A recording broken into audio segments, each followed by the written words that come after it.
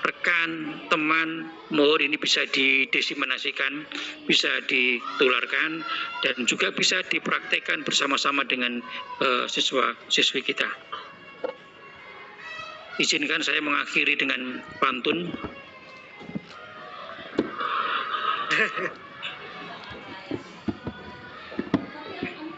Pagi hari ke Monas jalan-jalan, berjalan bersama dengan teman setia, guru cerdas keuangan, wujudkan masa depan sejahtera. Demikian yang bisa kami sampaikan. Selamat mengikuti TOT. Ada kurang lebihnya kami mohon maaf. Assalamualaikum warahmatullahi wabarakatuh. Terima kasih kepada Bapak Rahmadi Widiharto selaku Direktur Guru Pendidikan Dasar Kementerian Pendidikan, Kebudayaan, Riset, dan Teknologi Republik Indonesia.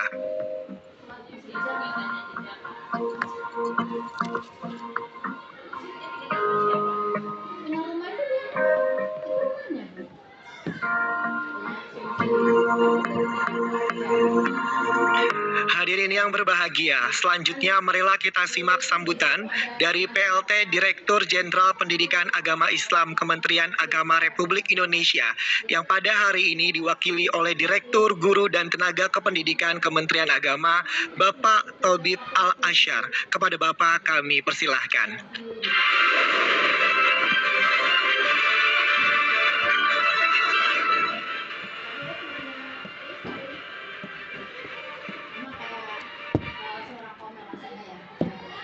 Bismillahirrahmanirrahim.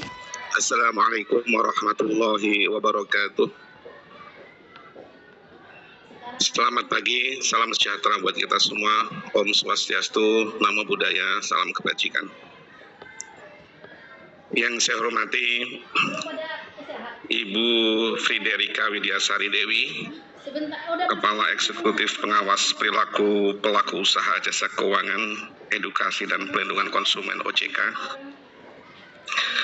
Yang saya hormati Bapak Rahmat Widiarto, Direktur Guru Pendidikan Dasar Kementerian Pendidikan, Kebudayaan, dan Riset dan Teknologi Republik Indonesia. Yang saya hormati Bapak Roberto Akyuman, Kepala Otoritas Jasa Keuangan Jabodetabek dan Provinsi Banten. Bapak Horas VM Tarihoran, Direktur Literasi dan Edukasi Keuangan Otoritas Jasa Keuangan. Bapak FA Purnamajaya, Deputi Direktur. Bapak Budi Awaludin, Kepala Dinas Pendidikan Provinsi DKI Jakarta. Para hadirin sekalian, para guru baik yang hadir secara luring maupun yang hadir secara online yang kami hormati. Alhamdulillah pada pagi hari ini kita semua mengikuti sebuah acara yang sangat penting, yaitu TOT untuk para guru MI dan sekolah dasar, yang tentu saja kami mengucapkan banyak terima kasih dan mengapresiasi kepada Otoritas Jasa Keuangan yang telah menyelenggarakan kegiatan ini dengan tema Guru Cerdas Keuangan Wujudkan Masa Depan Sejahtera. Pertama, kami menyampaikan permohonan maaf dari Bapak PLT Dirjen Pendidikan Islam yang belum bisa hadir bersama dengan Bapak Ibu sekalian dan mewakilkan kepada saya untuk hadir di tempat ini dan menyampaikan beberapa hal. Kegiatan TOT tentang literasi keuangan yang melibatkan guru sekolah dasar dan madrasah ibtidaiyah ini tentu sangat amat penting, sebagaimana tadi disampaikan oleh Pak Direktur bahwa ada sebagian guru-guru kita yang terjerat pinjaman online ilegal yang tentu saja menimbulkan efek yang luar biasa buat kehidupan mereka. Bahkan juga sebagian dari pelajar kita yang berdasarkan informasi yang ada, mereka tidak mampu untuk membayar sekolah, lalu kemudian mereka mengakhiri hidupnya dengan segala risiko yang mereka hadapi.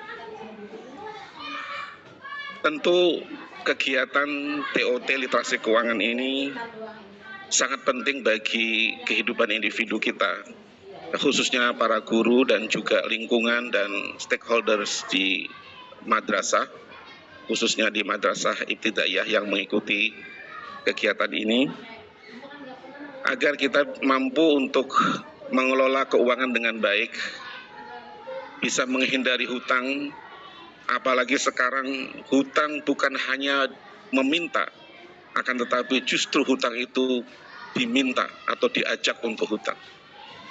Ketika kita tidak memiliki kemampuan untuk memahami tentang aspek keuangan, maka kita bisa terjerat pada persoalan-persoalan ini. Oleh karena itu, keterlibatan para guru madrasah, khususnya madrasah ibtidaiyah dan juga madrasah sanawiyah maupun aliyah yang jumlahnya di seluruh Indonesia sekitar 800.000, siap untuk mendukung program OJK ini agar masyarakat, madrasah dan stakeholders yang ada dapat memiliki pemahaman yang cukup dan terhindar dari berbagai persoalan keuangan. Sebagaimana kita ketahui bahwa banyak orang yang tertimpa kekurangan keuangan bukan karena tidak memiliki uang, akan tetapi banyak orang yang jatuh ruang kemiskinan karena mereka tidak mampu untuk mengelola keuangan itu sendiri. Oleh karena itu, melalui TOT ini kami berharap guru-guru madrasah mendapatkan pelatihan yang komprehensif dan mendalam agar bagaimana kita memanfaatkan kecerdasan keuangan ini untuk investasi, untuk menabung, dan untuk merencanakan masa depan yang lebih baik. Ke depan, literasi keuangan di madrasah juga kami siap untuk diinsersi dalam kurikulum. Kalau di madrasah ada mata pelajaran fikih, juga di sana ada diajarkan tentang muamalah, juga ada prinsip-prinsip tentang pengelolaan keuangan, ada zakat, infak, sedekah, dan juga ada prinsip-prinsip lain yang diajarkan di dalam agama. Sebagaimana kita ketahui bahwa hidup hemat, bagaimana kita memanfaatkan uang atau kekayaan kita, itu sudah diatur sedemikian rupa di dalam agama Islam, yang tentu saja akan sangat cocok apabila literasi keuangan menggunakan pendekatan keagamaan. Artinya, basisnya adalah sebuah kesadaran untuk bagaimana kita memanfaatkan kekayaan kita seoptimal mungkin berdasarkan kebutuhan. Banyak orang yang jatuh miskin karena mengikuti keinginan, bukan karena kebutuhan.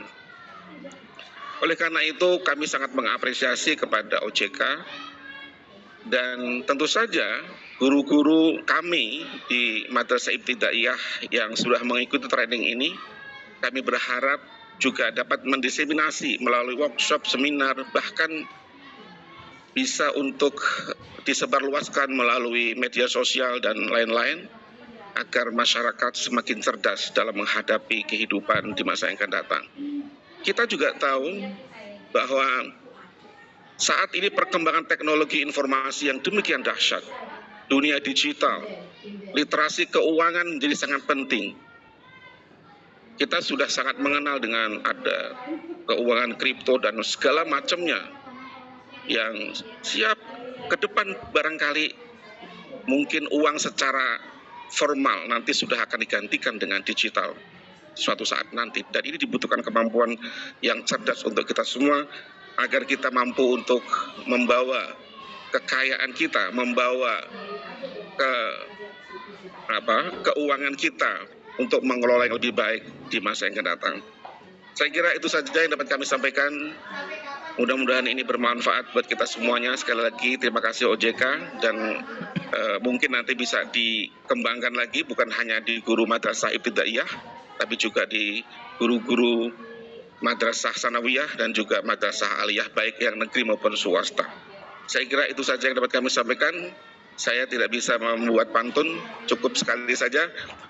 Makan durian tanpa kekasih, cukup sekian, terima kasih. Wallahul muwaffiq ila aqwamit thoriq. Assalamualaikum warahmatullahi wabarakatuh. Terima kasih kepada Bapak Tobib Al-Asyar selaku Direktur Guru dan Tenaga Kependidikan Kementerian Agama Republik Indonesia.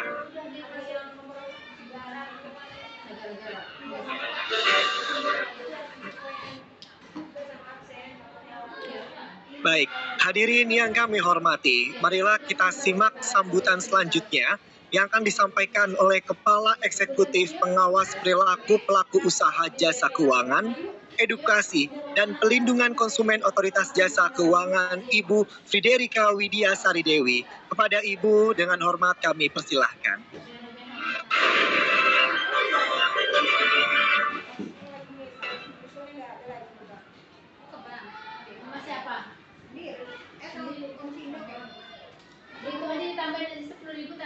Terima kasih loh, tepuk tangannya luar biasa nih. Saya senang banget berada di antara ibu-ibu, bapak, guru. Baik, izinkan saya menyapa terlebih dahulu. Yang saya hormati Pak Rahmadi Widiharto, Direktur Guru Pendidikan Dasar Kementerian Pendidikan, Kebudayaan, Riset, dan Teknologi Republik Indonesia, Dr. Tobib Al-Asyar, Direktur Guru dan Tenaga Kependidikan Kementerian Agama Republik Indonesia, juga yang kami hormati Pak Roberto Akiwen, Kepala OJK Jabodetabek dan Banten beserta Pak Purnama, Pak Budi Awin, Kepala Dinas Provinsi DKI, Pak Horas Tarihoran, Direktur Literasi Edukasi OJK, Pak Purwo Susilo, Wakil Kepala Dinas Pendidikan Provinsi DKI Jakarta, Pak Hengki Oktavianus dari Bank DKI, kemudian Pak Toto Kuswanto, Kepala Cabang DKI, para narasumber, Ibu Gali, Pak Melvin, Mbak Sakia, dan tentu saja yang paling istimewa kehadiran hari ini adalah Ibu, Bapak Guru Sekolah Dasar dan Madrasah Ibtidaiyah. Selamat pagi, Assalamualaikum warahmatullahi wabarakatuh. Salam sejahtera untuk kita semua. Om Swastiastu, Namo Buddhaya. Tadi menyampaikan bukan sekedar basa-basi, saya sangat senang berada di antara ibu dan bapak guru. Kenapa? Karena ibu saya juga seorang guru, ibu dan bapak. Ibu saya seorang guru, seorang pendidik sejati yang tidak hanya semangat untuk mendidik anak-anak yang dilahirkan beliau, tetapi juga di sekolah beliau mengajar. Kebetulan mata pelajaran yang beliau ajarkan adalah ekonomi. Seorang guru adalah suatu profesi yang luar biasa. Saya mengapresiasi guru itu adalah orang yang selalu berbahagia dan berbangga atas keberhasilan orang lain, yaitu adalah anak didiknya. Betul ya Ibu Bapak ya? Tepuk tangan boleh buat Ibu Bapak semua. Saya juga ingin menyapa sebelumnya, ada rekan-rekan kita yang hadir secara online. Saya terinfo hari ini ada yang hadir di ruangan ini hampir 500 dan yang hadir online lebih dari 2.500. Tepuk tangan juga. Dan juga ada Kepala Kantor OJK Riau, Pak Endang Nuryadin yang juga hadir secara online.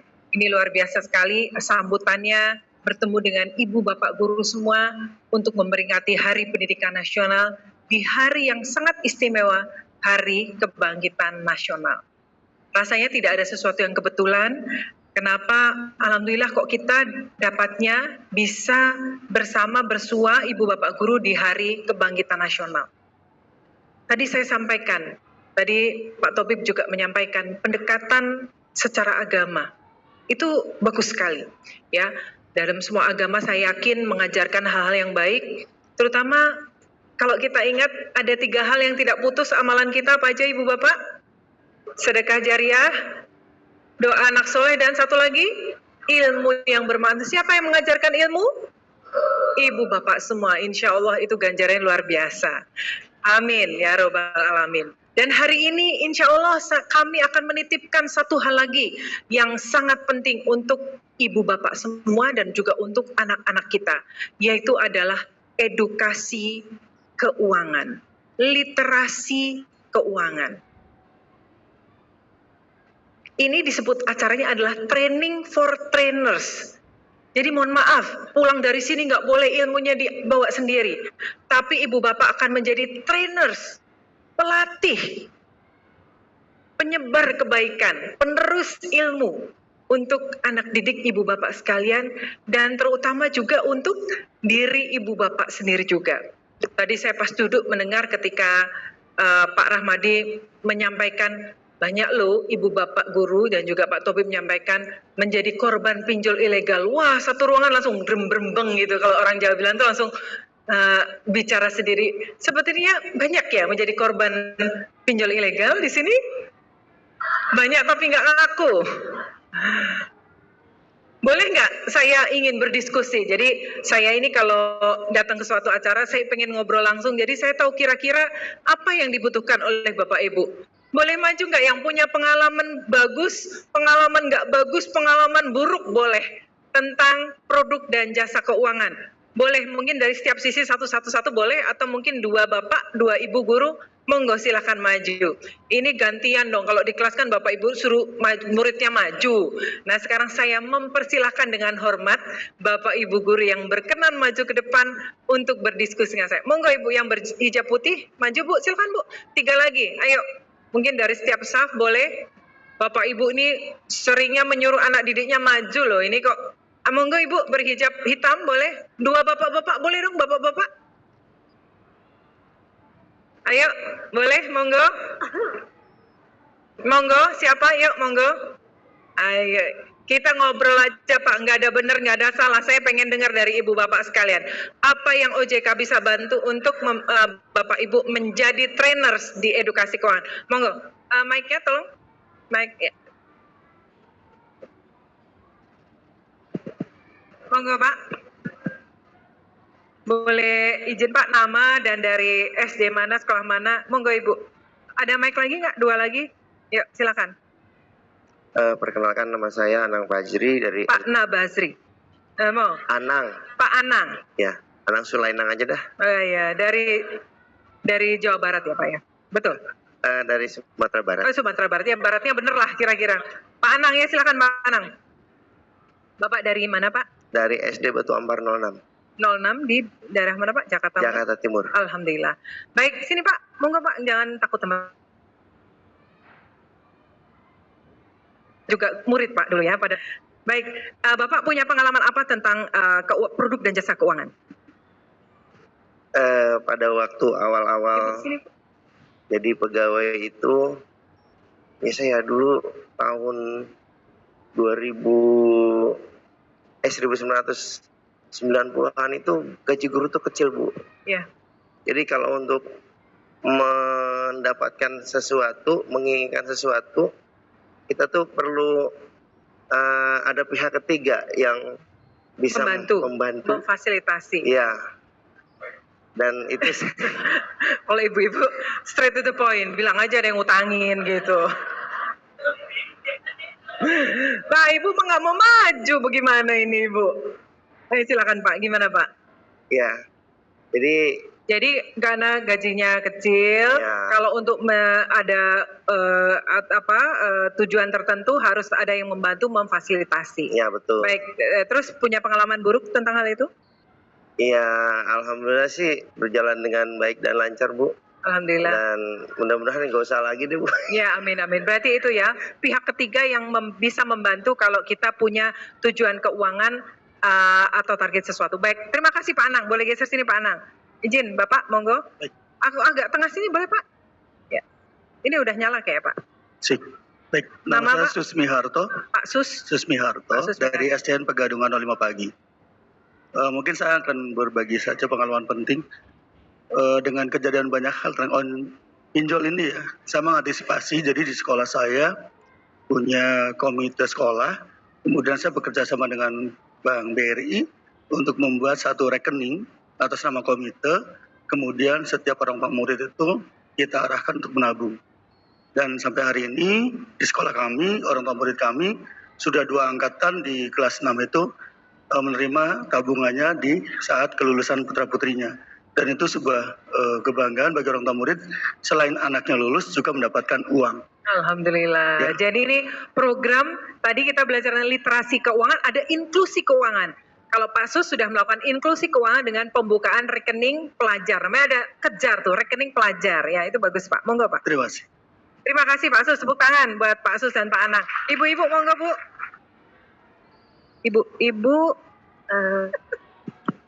Ibu Arlin. Ya, silakan Bu. Saya punya pengalaman yang pahit sesungguhnya. Ya. Makanya jangan minum kopi ya Bu, hidup udah pahit katanya ya. Pada suatu hari saya ngajar, HP saya berbunyi. Saya lagi ngajar. Kebetulan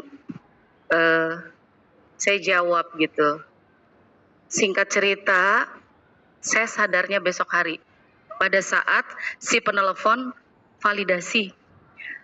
Ini Ibu Arlin Yohelva, iya.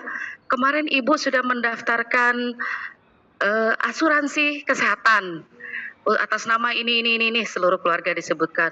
Oh maaf, saya sudah punya, tolong dibatalkan gitu ya. Tapi sampai akhir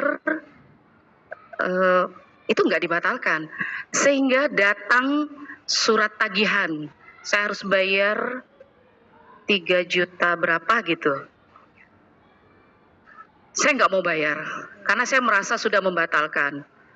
Saya diteror, berbagai macam orang yang meneror lewat HP saya. Saya blokir, datang lagi HP yang lain, bahkan datang ke sekolah. Saya tantang, karena saya merasa enggak gitu ya, saya tantang.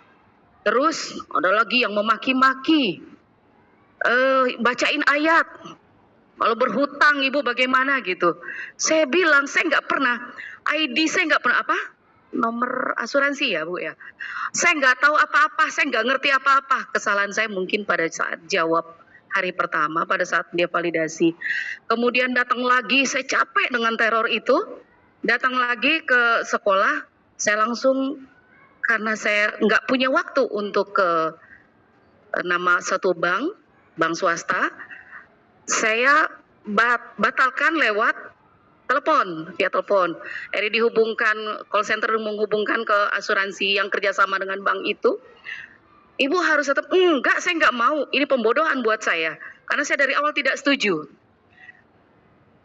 Karena saya capek, diteror, akhirnya saya datangin tuh kantor. Saya datangin kantor, Ibu sudah melakukan. Saya sampai bilang, memang saya awal-awal mendaftar, datang ke sekolah, apa ya, ATM-nya ya? Bukan, kartu kredit gitu. Ibu lihat, sampai detik ini saya nggak pernah lepas dari amplopnya. Mana saya tahu, bisa aja Ibu bohong. Saya udah segini gondoknya, saya dibilang bohong seperti itu. Padahal jelas-jelas saya nggak buka. Tagihan Ibu nih, segini gitu kan. Ini, apa ini tagihan saya sebanyak ini? Saya nggak pernah belanja. Akhirnya saya dioper ke kantor asuransinya.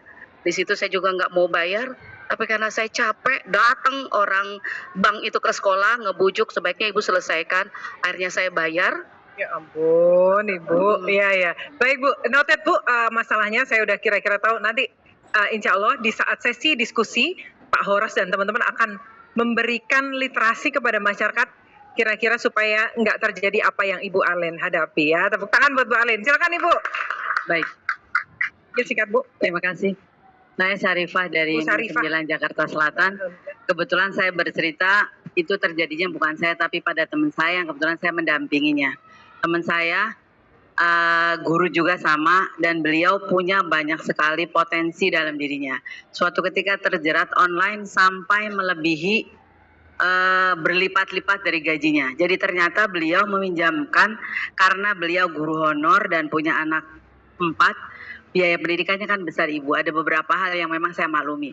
Tapi kenapa ke pinjol dan sampai sebanyak itu? Ternyata beliau meminjam pinjol itu satu, menutup pinjam pinjol ke yang lain untuk menutup dan selalu bertumpuk seperti itu. Gali lubang tutup Ya, lubang. betul. Baik. Jadi ini mungkin tidak terjadi pada teman-teman guru saya yang ada di Pemda karena beliau karena teman-teman itu kan kesejahteraan lebih tercukupi.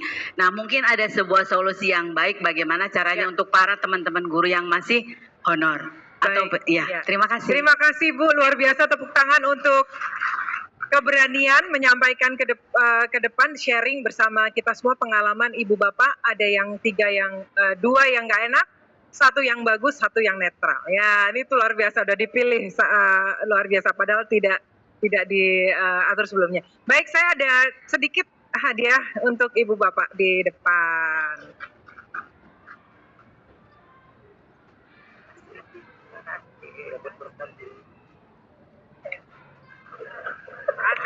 Dapat berkat, Bu. Terima kasih, Bu. Alhamdulillah, boleh foto dulu, foto ya, udah. Baik, terima kasih Bu. Sampai ketemu lagi nanti insya Allah.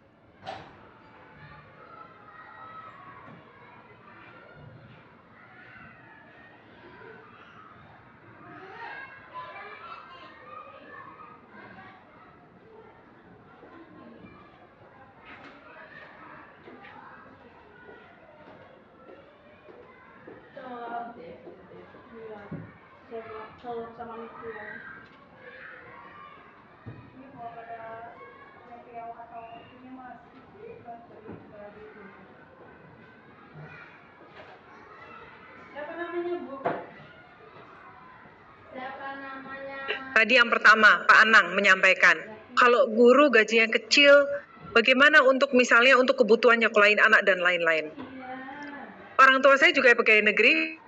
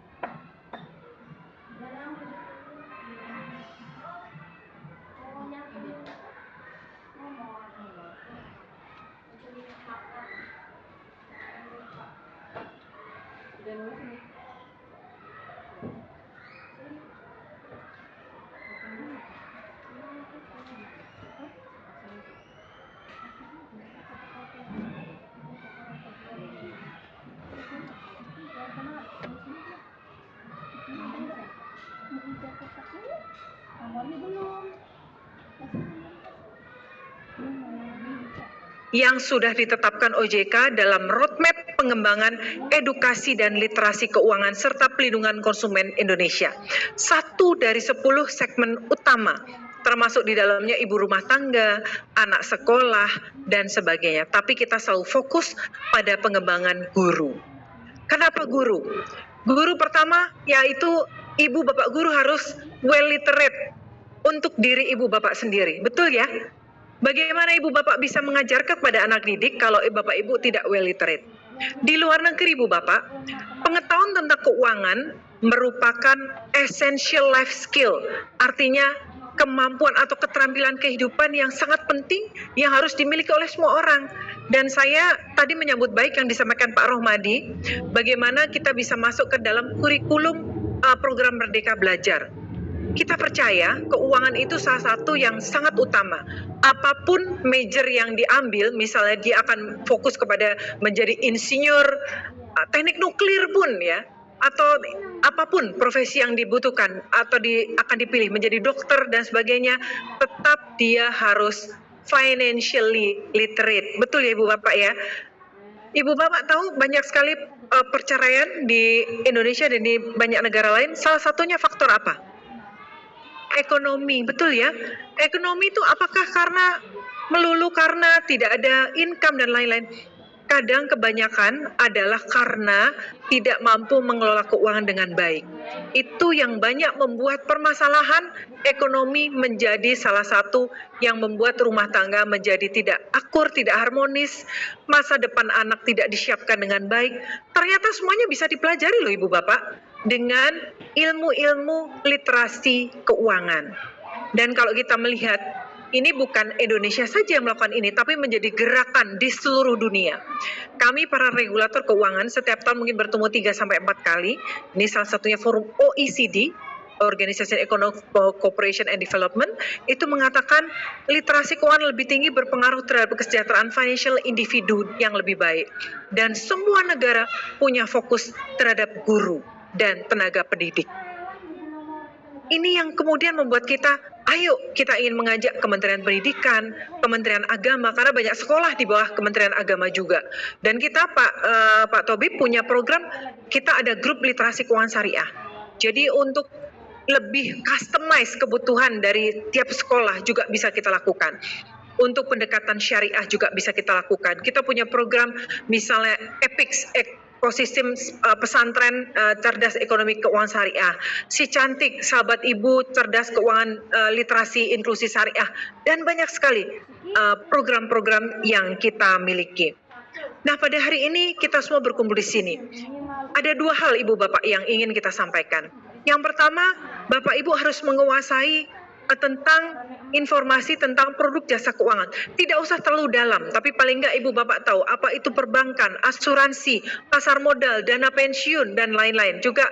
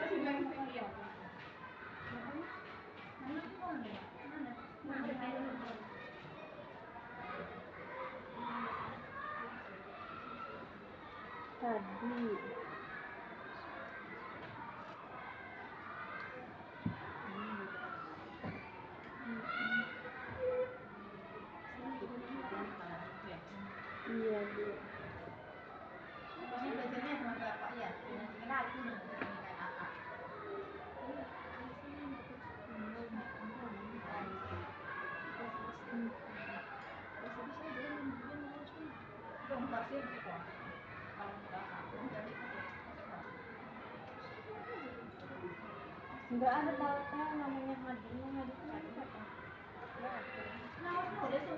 Itu arahnya satu.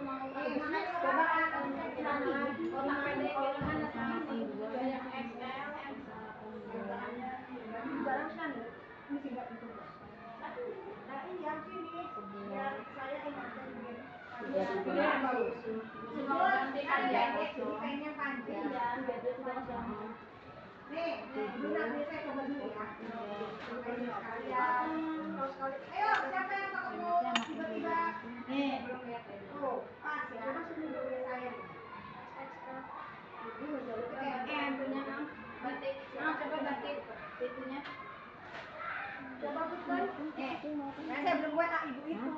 Kalian bawa ini kayak baju itu. Anipanya. Dari mabuk. Ya Allah, kalau ngomong Cimuncang juga, masya Allah. Orang tadi. Ibu mana orang Cimuncang? Udah, ngapain kita cek OD?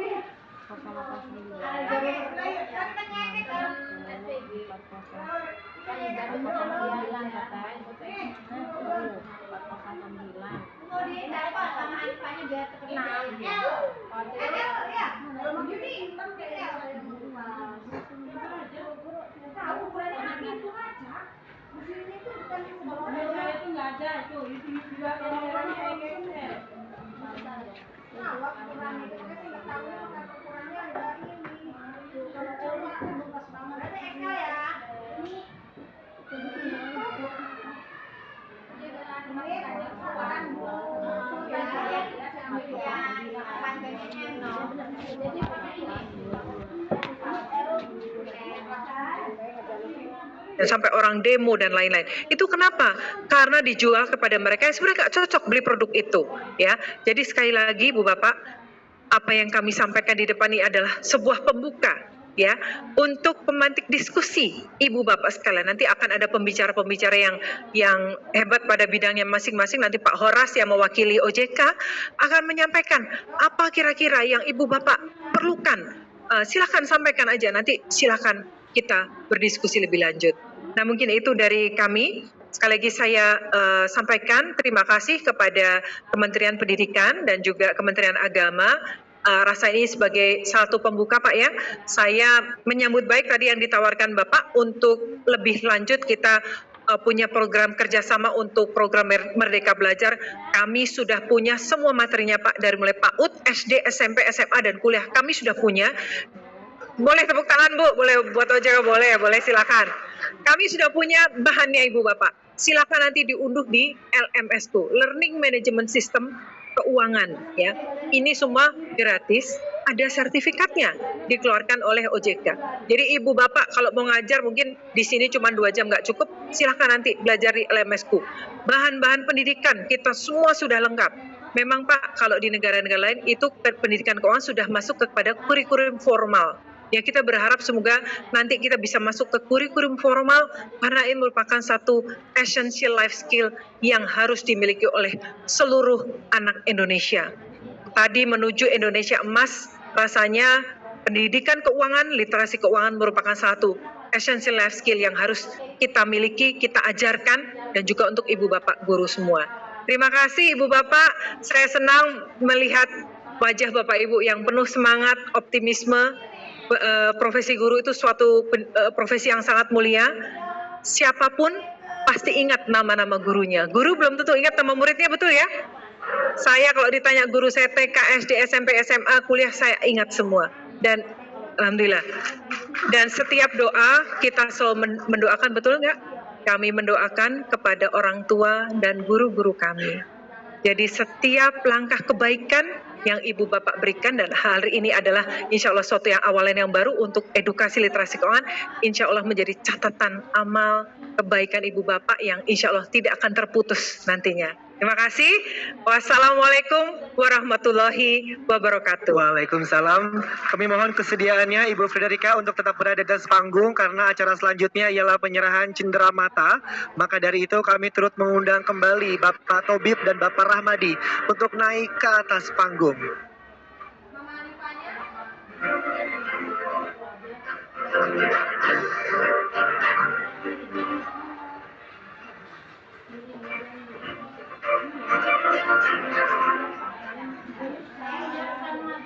Beda sama Baik, hadirin sekalian, kita akan sama-sama melihat penyerahan cindera mata yang pertama akan diberikan oleh Otoritas Jasa Keuangan kepada Kementerian Pendidikan, Kebudayaan, Riset, dan Teknologi Republik Indonesia.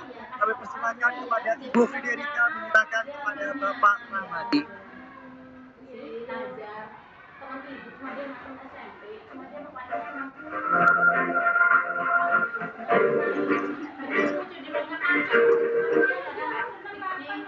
Selanjutnya, penyerahan Otoritas Jasa Keuangan kepada Kementerian Agama Republik Indonesia.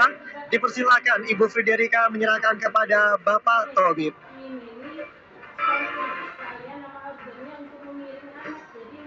Selanjutnya Bapak Ibu sekalian, kami mohon untuk tetap berada di atas panggung karena kami akan mengundang PLT Kepala Dinas Pendidikan Provinsi DKI Jakarta atau yang mewakili dan Direktur PT Bank DKI untuk bersama-sama dengan Ibu Friderika, Bapak Tobib, dan juga Bapak Ramadi menyaksikan sesi seremonial penandatanganan MOU.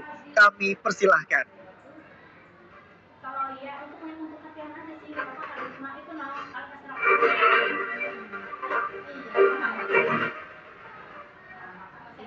Bapak Ibu yang kami hormati, pada momen yang berbahagia ini juga kami sampaikan bahwa telah ditandatangani perjanjian kerjasama antara pemerintah Provinsi DKI Jakarta dan PT Bank DKI tentang peningkatan inklusi keuangan melalui literasi keuangan pada satuan pendidikan di Provinsi DKI Jakarta. Hal ini telah berlangsung pada Kamis 22 Februari 2024. Iya, mudah-mudahan kan tahun ini kan kakak dulu. Selanjutnya, kita akan simak bersama penandatanganan MOU antara Bank DKI dengan SMK Sumpah Pemuda, serta penyerahan cindera mata. Maka dari itu kami mengundang pula Bapak Toto Kuswanto selaku pemimpin Bank DKI KCP Kebonjeruk, beserta Bapak Haji Mar Ali SIP MPDI selaku Kepala Sekolah SMK Sumpah Pemuda.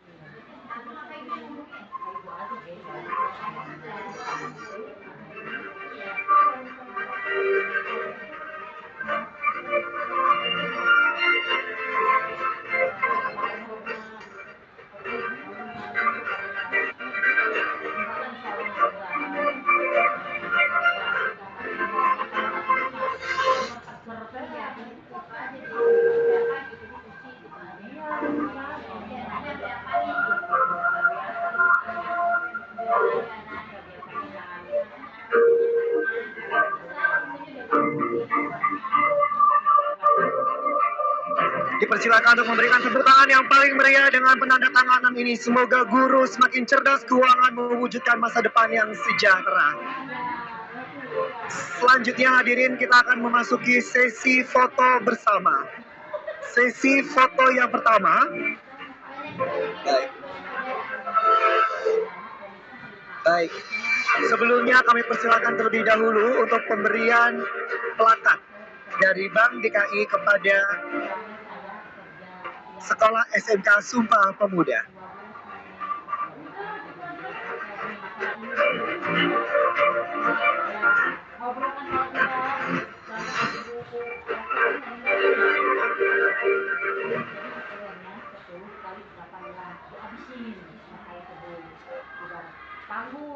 Baik, selanjutnya kita akan sesi foto bersama.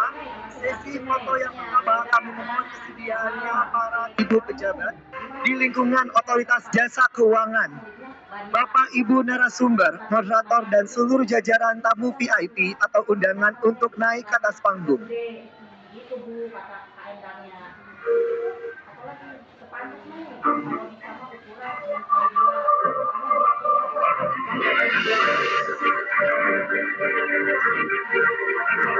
Baik, Bapak Ibu sekalian, kami akan membantu pose dalam 2 kali pose. Kami persilakan untuk menempati tempat yang telah tersedia terlebih dahulu.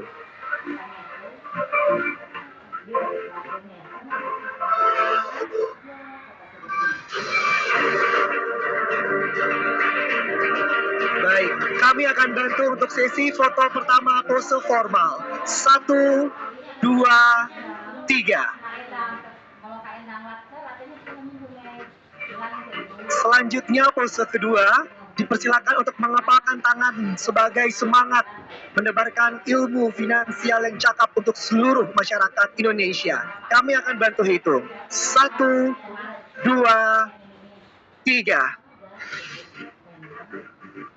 Selanjutnya sesi foto terakhir, kami memohon kesediaannya Bapak Ibu tamu VIP beserta tamu undangan untuk bergabung bersama audiens dan rekan-rekan fotografer dapat menukar posisi mengambil alih foto dari atas panggung. Selanjutnya kami persilakan kepada Bapak Ibu guru yang telah hadir di auditorium Ki Hajar Dewantara untuk berdiri, memberikan pose yang paling hangat, memberikan pose paling semangat untuk menebarkan kebaikan literasi keuangan kepada anak didik kita. Seperti biasa, saya akan bantu 2 sesi fotonya. Sesi foto pertama, silakan sesi foto formal, diberikan senyuman yang paling hangat, diberikan aura dan semangat yang terpancar dari dalam hatinya. Saya akan bantu hitung. 1, 2, 3. Satu kali lagi silakan berikan kepalan tangan yang paling semangat sebagai tanda kita sama-sama berjuang dalam menebarkan ilmu finansial kepada seluruh masyarakat Indonesia. Saya bantu hitung. 1, 2, 3. Terima kasih banyak. Silakan tepuk tangan untuk kita semuanya. Bapak Ibu yang kami hormati, acara selanjutnya adalah sesi sharing edukasi keuangan. Namun sebelum dilanjutkan, sehubungan dengan adanya agenda yang tidak bisa diwakilkan, maka Ibu Frederika Widya Sari Dewi, Bapak Ibu pejabat Kementerian Pendidikan dan Kementerian Agama, serta jajaran VIP tidak dapat mengikuti acara sampai selesai. Tanpa mengurangi rasa hormat, kepada seluruh jajaran VIP, kami silakan melanjutkan ke acara berikutnya. Dan mari kita berikan apresiasi setinggi-tingginya atas waktu, dedikasi, dan energi yang telah terpancar pada hari ini dari pihak-pihak yang telah berkontribusi. Baik, Bapak Ibu serta hadirin yang berbahagia, kami mohon untuk tetap di tempat dan bagi peserta yang berada di Zoom untuk tetap stay di Zoom-nya, karena sesaat lagi kita akan masuk ke sesi yang sangat menarik tentang sharing session literasi keuangan dengan para expert.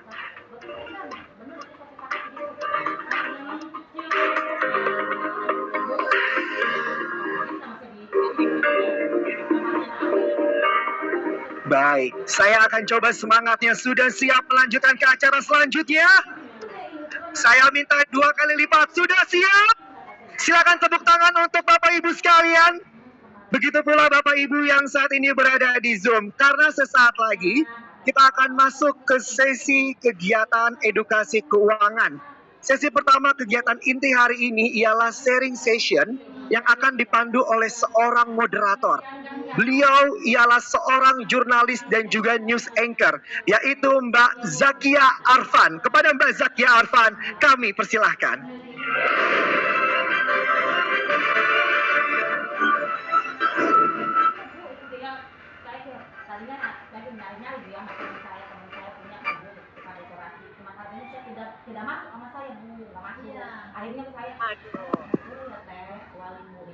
Apa nggak usah nih? Oh sudah. Assalamualaikum warahmatullahi wabarakatuh. Selamat pagi. Selamat pagi. Wih, luar biasa semangatnya. Saya mau dengar sebelah kanan, kayaknya kanan dari saya ya. Masih samar-samar selamat paginya. Ini Ibu Bapak Guru, boleh selamat pagi? Luar biasa. Selamat pagi. Masih semangat untuk mendengarkan diskusi pada siang, pagi menjelang siang ya Bu ya, hari ini ya. Oke, tadi kita sudah sama-sama mendengarkan pemaparan yang disampaikan. Tapi saya ingin memperkenalkan diri, saya tadi sudah diperkenalkan oleh Mas Jody, tapi saya ingin memperkenalkan diri langsung. Nama saya Zakia Arfan, saya berprofesi sebagai jurnalis dan senang sekali pada hari ini saya dilibatkan dalam acara diskusi yang luar biasa. Saya ingin memberikan apresiasi setinggi-tingginya kepada seluruh guru yang hadir, baik datang secara langsung maupun juga yang bergabung secara online. Terima kasih sekali atas kedatangannya pada pagi hari ini. Nah, Bapak Ibu, tadi kita sudah mendengarkan banyak fakta-fakta yang bisa menjadi alarm begitu ya Bu ya. Tadi saya sudah catat beberapa, seperti tingkat literasi keuangan pelajar dan mahasiswa ini masih berada di bawah tingkat literasi dan inklusi keuangan nasional. Jadi kalau tingkat literasi tadi 47,56%, kalau tingkat inklusinya 77,8%, dan ini masih di bawah dari tingkat nasional. Artinya apa Bapak Ibu? Artinya ini menunjukkan masih banyak mahasiswa dan juga pelajar yang belum memiliki pemahaman yang memadai tentang pengelolaan keuangan. Setuju ya Bu ya? Nah tadi juga ada satu fakta yang dikatakan bahwa ternyata siapa yang meminjam atau pinjaman online itu juga para guru cukup tinggi juga ya Bu ya. Ini tentu memprihatinkan juga begitu.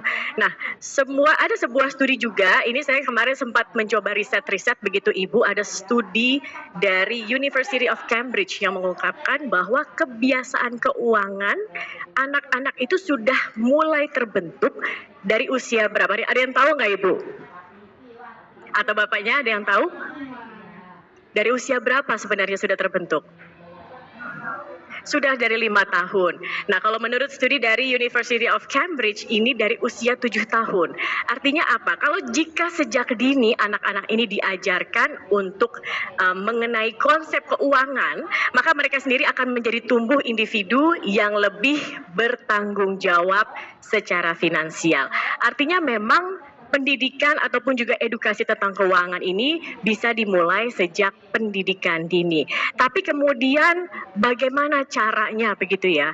Bagaimana konsep yang masuk? Apalagi saat ini ada lagi paparan media sosial. Banyak yang flexing ya, Bapak Ibu ya. Banyak yang suka pamer-pamer, banyak yang suka kemudian jadi konsumerisme begitu, berbelanja tanpa menyadari apa kebutuhannya. Nah, kita akan langsung berdiskusi bersama dengan narasumber kita yang luar biasa. Saya akan langsung mengundang ke atas panggung. Yang pertama Ibu Galih Sulistia Ningrat.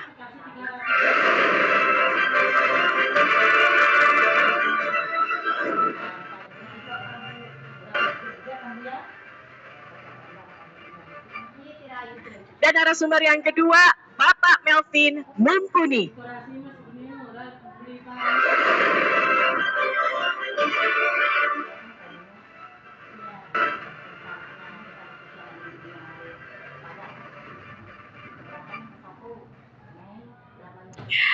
Baik, terima kasih. Boleh dong berikan tepuk tangan dulu Bapak Ibu. Ini adalah dua narasumber kita. Yang pertama ini adalah Ibu Galih. Ibu Galih ini adalah guru SD dan juga konten kreator, benar ya? Apa kabar Ibu Galih? Baik, baik, alhamdulillah. Nah, kalau Pak Melvin ini adalah Certified Financial Planner. Nanti kita bisa tanya-tanya juga nih sama Pak Melvin begitu ya. Mungkin bagaimana seorang guru begitu dengan profesi guru ini mengelola keuangan agar bisa lebih bijak dan tentunya lebih cuan, ya enggak sih? Ya Bu ya Pak ya, kita pengen cuan. Nah sebelumnya saya ingin menceritakan dulu background dari masing-masing narasumber kita. Kan ada istilah itu tak kenal maka tak sayang. Jadi kita kenalan dulu biar kita sama-sama sayang gitu ya. Saya ingin memperkenalkan dulu narasumber yang pertama, Ibu Galih. Jadi Ibu Galih ini pendidikan S1-nya di Universitas Negeri Jakarta, pendidikan guru sekolah dasar 2012 hingga 2016 dengan predikat cum laude ketika lulus begitu ya. Luar biasa. Kemudian mengambil S2-nya di Institute of Education, University College London dengan majoring educational planning, economics, and international development di tahun 2018 hingga 2019 menggunakan beasiswa dari LPDP, begitu ya. Luar biasa, boleh diberikan tepuk tangannya lagi. Nah, ini juga kelihatannya masih muda ya Bu ya? Iya, tebak-tebakan umur, berapa umurnya? Berapa? 28, 30. Wah iya, bener gak Pak? 30 tahun ini. Wah, 3. Hebat ya, emang kalau guru-guru ini udah bisa hebat lah, pokoknya memprofil usia berapa begitu ya Bu ya. Jadi 30 tahun sudah S2, dapat beasiswa juga, dan pengalamannya juga luar biasa loh Bu. Ini kalau saya bacakan ya, pernah menjadi Head of Teacher Engineering for Kids tahun 2016 hingga 2018, pernah juga menjadi pengembang kurikulum sekolah murid merdeka jenjang PAUD SD, desainer pembelajaran sekolah.mu, kemudian tim kurator blended learning Dinas Pendidikan DKI Jakarta, dan sekarang ini menjadi konten kreator Instagram. Ada yang follow nggak? Oh ada loh, ternyata di sini ada followernya. Oke, dan juga saat ini guru SD ya, begitu ya. Nah, ini berprofesi sebagai guru SD. Itu tadi adalah Ibu Galih. Sekarang saya akan kenalkan dengan narasumber yang satu lagi, Bapak Melvin. Pak Melvin ini merupakan Certified Financial Planner, begitu ya. Ini mengenyam pendidikan di Bachelor Degrees Industrial Engineering 2007 hingga 2011 di Universitas Katolik Parahyangan, dan juga Master of Business Administration 2011 hingga 2013 di SBM ITB Business School. Dan selain itu pengalamannya ini pernah menjadi juga Senior Business Development Bank ANZ, kemudian juga Operational Manager CV Surya Citra, dan sekarang Founder and CEO Financialku.com. Ini juga kalau di Instagram Bapak Ibu, wah ini followernya sudah banyak sekali. Ada followernya? Oh belum ada. Nanti di akhir mungkin bisa follow ya Bu ya, biar banyak ilmu bermanfaatnya yang bisa kita memperkaya kita begitu setiap hari. Baik, tanpa berlama-lama kita akan langsung memulai diskusi. Saya ingin ke Ibu Galih dulu. Nah Ibu Galih kan guru SD. Sering pasti yang namanya juga menghadapi bagaimana sih ini mengajarkan anak-anak mengenai keuangan, mengenai ekonomi. Mungkin bisa berbagi sebenarnya seberapa penting kita itu harus mengedukasi terkait dengan keuangan sejak pendidikan dini, dan bagaimana caranya supaya bisa masuk begitu ya dengan anak-anak SD yang biasa bisa dibilang mungkin taunya uang itu kan buat jajan gitu ya Bu ya, Pak ya. Ini bagaimana? Mungkin bisa sharing pengalamannya Bu Galih, silahkan. Oke, terima kasih. Mungkin aku izin juga menyapa Bapak Ibu Guru senior saya ini semuanya. Bapak Ibu Guru, selamat pagi, senang sekali bisa bergabung dengan Bapak Ibu. Jadi kalau saya mungkin karena spesifik menjadi guru sekolah dasar negeri begitu ya. Ini juga jadi salah satu alasan kenapa kok udah S2 ke luar negeri menggunakan beasiswa LPDP kemudian balik menjadi guru sekolah dasar negeri. Karena saya percaya bahwa pendidikan yang berkualitas itu adalah hak setiap anak apapun latar belakang kondisi sosial ekonominya. Dan kita yang ngajar di guru sekolah dasar negeri dan mungkin teman-teman juga yang mengajar sekolah swasta pinggiran, kita tahu bahwa anak-anak kita percaya kalau pendidikan utama dan pertama itu mulainya dari rumah, tapi tidak semua anak beruntung untuk memiliki hal tersebut gitu ya. Tidak semua anak punya akses terhadap keluarga yang memang terlibat dalam pendidikan gitu. Bahkan banyak dari murid-murid saya itu yang tidak diasuh oleh orang tuanya langsung gitu.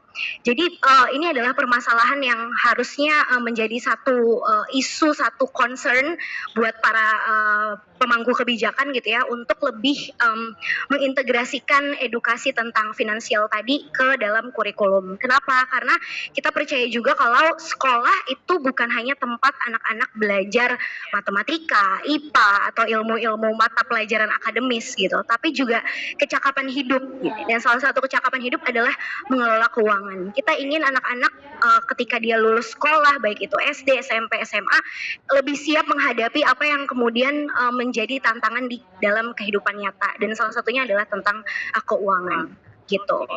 Nah, kemudian bagaimana itu mengintegrasikan edukasi keuangan dalam kurikulum pendidikan, khususnya untuk sekolah dasar? Ya, jadi pertama kita perlu memahami dulu gitu ya, apa sih yang kemudian membuat edukasi keuangan di zaman sekarang itu sangat penting. Jadi tadi juga sudah disampaikan gitu ya oleh para pimpinan-pimpinan kita bahwa uang ini sebenarnya bukan permasalahan tentang orang-orang yang nggak punya aja. Ketika kita sedang tidak mempunyai uang jadi masalah tentu karena kebutuhan tidak bisa terpenuhi. Tapi ketika kita punya uang itu juga jadi masalah karena ketika mengelolanya belum tepat gitu ya, pada akhirnya akan ada kecenderungan untuk menghabiskan dengan apa ya, lavish gitu ya, dengan boros. Tapi juga karena sekarang ada fenomena FOMO, fear of missing out atau takut ketinggalan. Jadi anak-anak sekarang ya Bapak Ibu, murid-murid kita tuh tiap hari asupannya TikTok, YouTube gitu ya. Dan yang diperlihatkan di sana adalah mungkin beberapa orang-orang yang punya kehidupan yang mewah seperti itu ya. Jadi anak merasa saya juga ingin gitu, saya juga pengen ikutan gitu. Jadi ini yang kemudian menjadikan alasan kenapa penting sekali untuk memasukkan literasi keuangan ini ke pembelajaran kita. Memang belum ada mata pelajaran literasi keuangan, tapi bukan berarti kita tidak bisa menyelipkannya di materi-materi pelajaran yang lain. Nah, ini juga jadi salah satu isu yang perlu kita perhatikan Bapak Ibu. Kenapa? Karena murid-murid kita ini udah nggak bisa lepas sama tontonan-tontonan YouTube gitu ya. Kalau dulu kita mungkin hiburannya adalah baca buku atau baca komik, murid-murid sekarang hiburannya adalah TikTok gitu ya. Media Jadi sosial ya. betul, literasinya perlu ditingkatkan, bukan lagi literasi yang baca tulis aja, tapi juga literasi digital, literasi bagaimana kemudian mereka memahami atau mengolah informasi dari video-video gitu ya, dari grafik yang bergambar. Sekarang juga kan mau beli apa-apa tuh gampang banget nggak sih, kayak tinggal klik aja di GoFood gitu ya, atau di aplikasi lain, mau belanja sesuatu bisa langsung tinggal ke marketplace gitu ya. Dan ya kalau sekarang ada tawaran atau solusi pay later gitu. Betul. Jadi Padahal itu juga kalau dihitung-hitung lebih tinggi lagi begitu ya bunganya ya. Benar. Dan sekarang kan kalau misalnya ketika anak itu nonton apapun misalnya di YouTube, misalnya ada iklannya juga kemudian memaparkan anak-anak ke pinjaman-pinjaman tadi yang sudah diceritakan.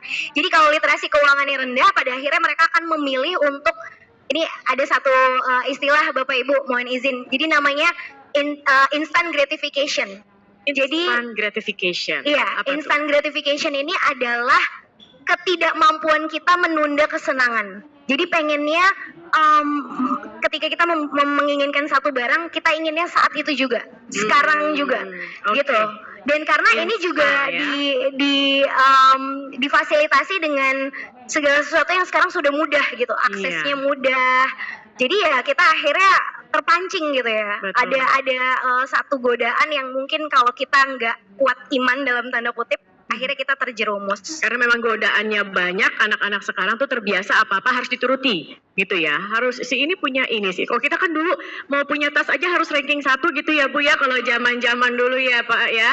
Kalau mau sesuatu itu kita harus berusaha dulu, ketika sudah bisa mencapai itu baru ada rewardnya. Kalau sekarang bukan begitu ya. Kalau yang banyak selain instant gratification, iya. Jadi kebalikannya dari instant gratification yang mau kita tumbuhkan ke anak-anak itu adalah delayed gratification. Jadi kemampuan untuk menunda kesenangan. Ini kan kayak kita zaman dulu ya. Iya. Kalau mau beli sesuatu mesti naik angkot dulu misalnya ke pasar gitu ya. Ada effort, harus ada effort gitu.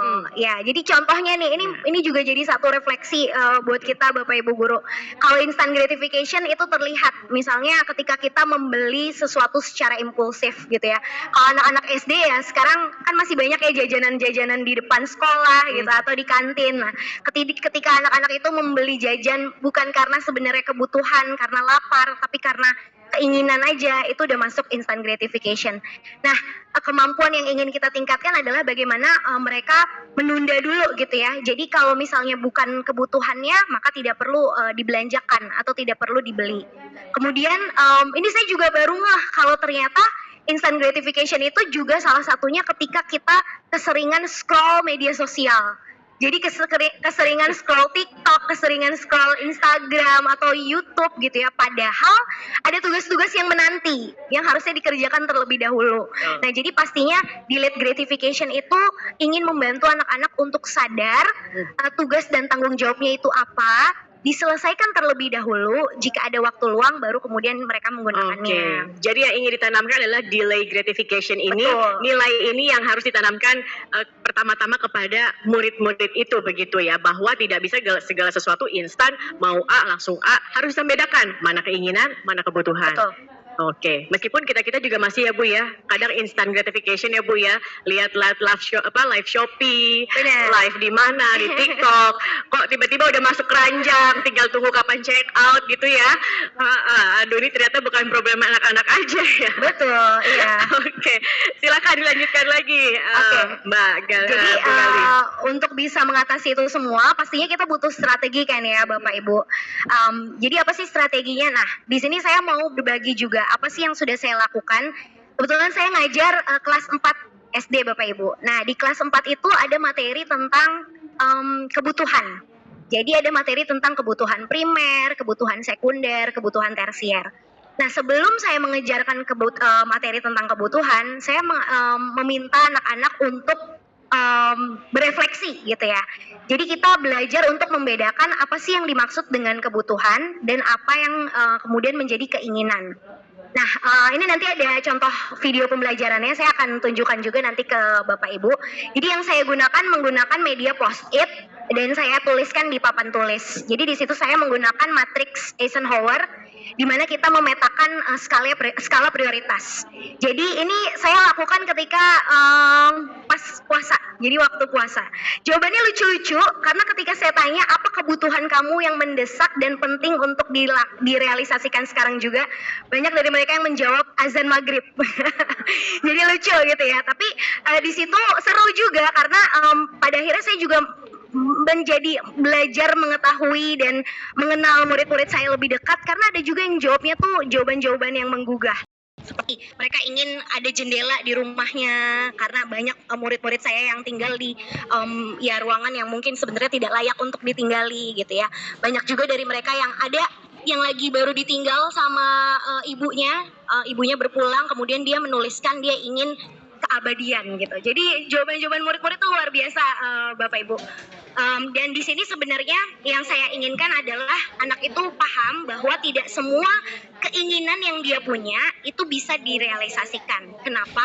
Karena uang atau modal yang kita punya itu sifatnya scarce atau terbatas. Jadi saya mengajarkan konsep bahwa uang itu terbatas, sumber dayanya terbatas, tapi kita punya keinginan yang begitu banyak. Sehingga kita perlu memprioritaskan, perlu memetakan mana keinginan yang merupakan kebutuhan yang masuk ke kebutuhan primer, sekunder gitu ya.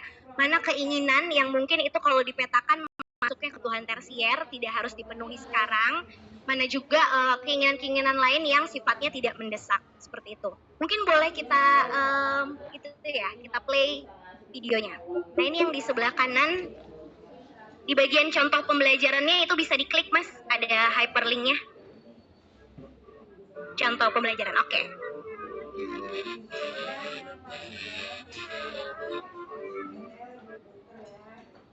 Oh, bukan yang ini. Yang sebelah sini tadi benar.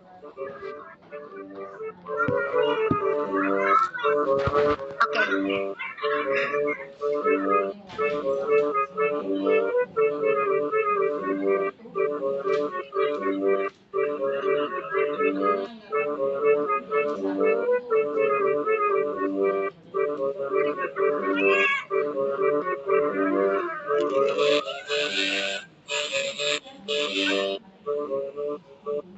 Ya, jadi di situ terlihat ya Bapak Ibu, waktu saya belum memberikan intervensi apapun, jadi saya mencoba untuk mendorong anak-anak tuh percaya diri aja. Saya tidak bilang benar atau salah. Kamu silahkan tempel post-it yang sudah kamu tuliskan ke bagian manapun yang menurut kamu cocok gitu. Jadi sekarang udah pengennya tuh iPhone, Apple Watch gitu ya nulisnya. Menempelkan itu di bagian mendesak dan penting, karena menurut mereka itu harus tahu caranya. Tapi kemudian setelah kita belajar sumber daya dan bahwa kan akhirnya mereka memindahkan sendiri. Oh iya Bu, ternyata iya, saya udah punya kok handphone, jadi nggak perlu iPhone juga. Oh iya Bu, itu punya nggak butuh-butuh, sekarang orang masih ada jam dinding. Dan itu muncul ketika kita mencurahkan apa yang memang mereka rasa pembelajaran seperti itu. Terus selain kemudian memetakan apa yang menjadi kebutuhan dan keinginan, saya juga mengajarkan anak-anak konsep pengelolaan uang secara utuh. Boleh kita next slide, itu nanti ya. Ini ada salah satunya celengan target. Nah, tapi ini sebenarnya datang ketika kebetulan saya udah punya anak Bapak Ibu umur 3 tahun dan saya beliin dia buku cerita tentang pengelolaan uang. Di sana saya juga terbuka gitu Mbak Zakia, karena selama ini kan kita selalu diajarinnya menabung gitu ya, menabung, berhemat gitu. Tapi ternyata itu adalah pemahaman yang kurang holistik, kurang utuh. Harusnya sebelum kita diajarkan menabung, kita juga harus diajarkan bahwa uang itu perlu dihasilkan. Jadi pertama adalah stepnya earn itu artinya menghasilkan uang gitu ya. Bagaimana kita bekerja atau bagaimana kita memanfaatkan potensi yang kita miliki untuk menghasilkan uang. Baru setelah itu uang itu dipergunakan, ada yang namanya spend, ada yang namanya save. Jadi menggunakan uang itu tidak salah asal sesuai dengan kebutuhan yang memang sudah kita analisa terlebih dahulu, kebutuhannya apa. Kemudian save ini juga perlu ada target. Kita diminta menabung, tapi kita tidak tahu tabungannya untuk apa, sehingga tidak ada motivasi yang jelas yang mendorong anak-anak untuk terus menabung. Setelah itu kita juga perlu mengajarkan konsep give it, donasi ya, di agama apapun. Kalau di kita ada zakat, ada sedekah gitu ya. Nah itu juga perlu kita ajarkan. Jadi konsep uang secara menyeluruh ini perlu dimiliki anak-anak seperti itu. Oke, memang saya juga ingat dari dulu SD ya Bu ya, dari kecil nabung, ya apa yang mau ditabung gitu ya. Kadang-kadang uang jajan udah habis gitu. Memang harus earn, harus juga kita mungkin membuka kesempatan dan peluang untuk juga bisa menghasilkan uang. Jadi bisa untuk di-spend, juga bisa untuk di-save begitu ya. Betul, ya. Nah ini juga harus bagaimana nih kalau misalkan guru kan kita bisa mengajarkan ya Bu. Tapi kemudian kan balik lagi ke keluarganya, ke orang tuanya juga nih Bu Gali. Bagaimana kemudian kita sebagai guru agar apa yang sudah kita bekalkan kepada anak-anak ini juga kemudian berjalan tegak lurus dengan apa yang kemudian diajarkan oleh orang tuanya di rumah begitu. Iya. Nah untuk yang saya mau bagikan juga ide mengajar yang kedua gitu ya. Jadi ini yang saya lakukan bersama murid-murid saya adalah membuat celengan target tadi. Nah, jadi dalam membuat celengan target ini saya memang menginformasikan juga ke orang tua apa sih tujuannya dan apa yang akan dilakukan anak-anak begitu targetnya tercapai. Jadi di sana saya membuat celengan target ini, pertama saya tanya dulu ke anak-anak, kita mau menabung itu mau buat apa? Kemudian mereka sepakat bahwa tabungan yang kita akan hasilkan nanti mau dipakai buat jalan-jalan gitu. Jadi jalan-jalan sekelas. Nah, ketika jalan-jalan itu kita juga perlu melihat jalan-jalannya mau kemana. Jadi opsi-opsi jalan-jalan itu saya dengarkan dari murid-murid seperti itu. Nah, di sana murid-murid kemudian memberikan opini mereka. Ada yang bilang mau berenang. Kebetulan sekolah saya dekat ada kolam renang gitu. Terus ada juga yang bilang mau nonton bioskop. Nah, pada akhirnya keputusannya tidak di saya. Jadi saya minta murid-murid untuk berpikir kritis dengan menganalisa kekurangan dan kelebihan. Jadi boleh kita lanjut di slide berikutnya. Saya ada lagi slide berikutnya. Nah, jadi di sini ini di foto ini saya ceritanya memberikan anak-anak opsi gitu ya. Jadi kalau mereka bilang mau pertama berenang, kemudian ada yang bilang juga mau ke kebun binatang, kemudian ada yang bilang juga ke bioskop. Nah, di sini kita analisa apa sih kelebihannya kalau berenang, apa kekurangannya. Ternyata anak-anak lebih menyukai berenang. Kenapa? Karena kalau di berenang itu mereka bisa berlama-lama, bisa sambil balapan katanya ya, bisa naik perosotan dan sebagainya. Sedangkan kalau di bioskop mereka merasa nontonnya hanya sebentar, aktivitasnya hanya itu aja, terus mahal gitu ya. Mereka juga kesel karena kalau di bioskop itu gelap, nggak boleh berisik gitu. Jadi ya, itu aspirasi dari anak-anak. Nah setelah itu, setelah kita tahu targetnya mau apa, kemudian kita menyepakati bahwa kita akan pergi berenang, baru kita tentukan kira-kira anak-anak itu mampunya berapa ya setiap harinya. Apakah mereka mampu 2.000 atau 5.000. Jadi tiap anak tuh beda-beda sesuai kebutuhan dan kemampuan mereka. Nah baru setelah itu, ini setelah 30 hari, kita sepakati waktunya 30 hari, jadi mereka bikin celengan targetnya yang bisa dicoret gitu ya, kalau misalnya udah ditabung.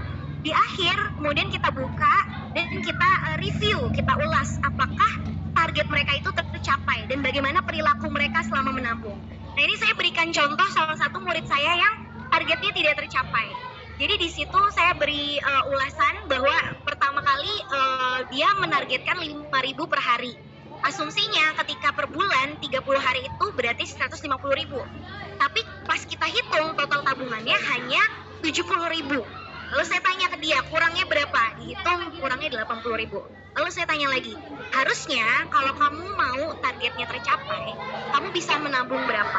Nah ini kan sebenarnya udah masuk proses matematika juga ya Bapak Ibu. Dia harus membayangkan, oh berarti kalau saya saat ini yang saya punya adalah 70.000, harusnya berarti saya menabung 2.000 per hari. Karena kalau saya menabung 2.000, saya masih cukup 2 kali 30 sama dengan 60.000. Jadi di sini benar-benar yang saya tanamkan adalah perilaku bertanggung jawab. Kenapa kok bisa targetnya tidak tercapai? Berarti apakah kamu tidak disiplin gitu ya dalam menabung, dan juga diingatkan lagi apa yang menjadi targetnya. Akhirnya dia menerima konsekuensi karena uangnya tidak tercapai, ya berarti dia tidak bisa ikut seperti itu.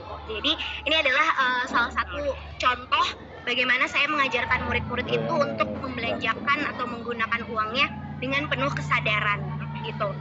Jadi saya juga ingin anak-anak tuh tidak mengaitkan spending atau mereka menghabiskan uang karena emosi. Jadi karena dia senang atau karena dia sedih, kita mungkin ya kalau stres pengen belanja aja gitu kan, atau kalau terlalu senang pengen self reward gitu bilangnya, tapi tidak menyadari apa yang sebenarnya menjadi kebutuhan dan budget kita seperti itu. Baik, luar biasa tadi sharing dari Ibu Gali, boleh tepuk tangannya. Tadi catatan yang saya sudah mungkin saya catat tadi, delay gratification ini bisa diajarkan begitu ya kepada murid-murid, dan juga mereka supaya bisa membedakan antara apa itu kebutuhan, apa itu keinginan, mana yang menjadi prioritas dalam terkait dengan finansial atau ekonomi. Kemudian juga tadi apa yang sudah diajarkan oleh Bu Gali bisa menjadi inspirasi mungkin ibu-ibu untuk diterapkan atau punya cara sendiri begitu ya Bu ya. Paling nggak kita sudah bisa melihat, oh poin ini sebenarnya ingin diterapkan dan diajarkan kepada murid-murid, dan tidak hanya kita menabung, tetapi juga harus mengajarkan bagaimana mengelola dan mendapatkan uang. Oke, kalau tadi kita sudah mendengarkan dari Ibu Gali ini postnya, point of view-nya itu adalah tentang bagaimana kita mengedukasi murid-murid. Nah, kalau tadi kita tetap harus jawab gitu. Nah, mungkin juga kita harus dapat prof bagaimana pengelolaan keuangan untuk guru. Setuju nggak Bapak Ibu? Nah, ini ada Pak Melvin yang akan menjelaskannya nih. Jadi bagaimana sih? Ada yang berbeda nggak sih kalau untuk guru, atau memang secara keseluruhan sebenarnya teorinya tuh pengelolaan keuangan tuh sama Pak Melvin? Mungkin boleh di sharing, boleh dijelaskan Pak? Boleh Zakia. Anyway saya boleh sambil berdiri kah? Boleh dong. Boleh Bapak Ibu? Berdiri Pak? Boleh. Oke. Silakan. Saya sambil berdiri ya. Saya turun boleh? Oke. Ya udah. Hah? Enak di bawah saya sambil ngobrol. Oke.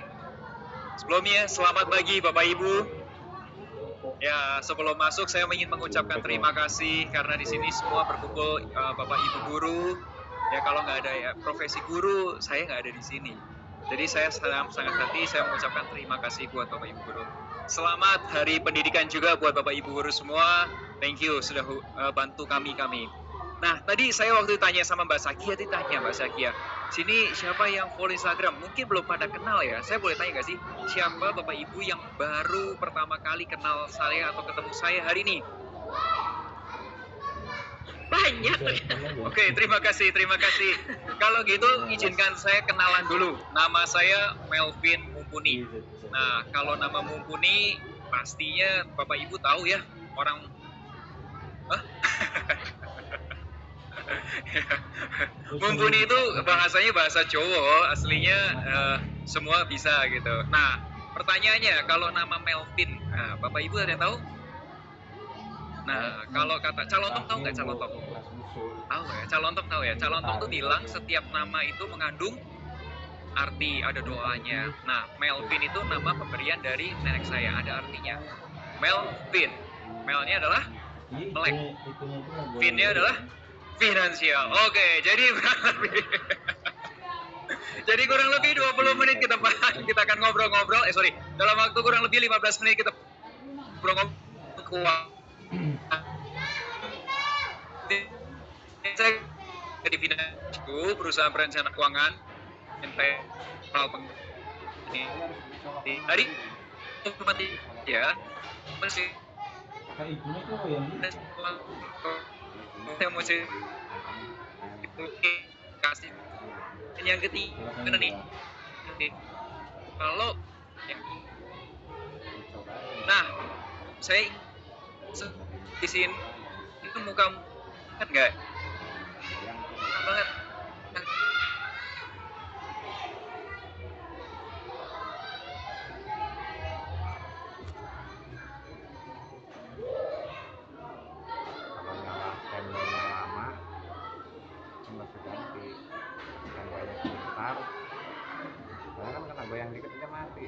Iya.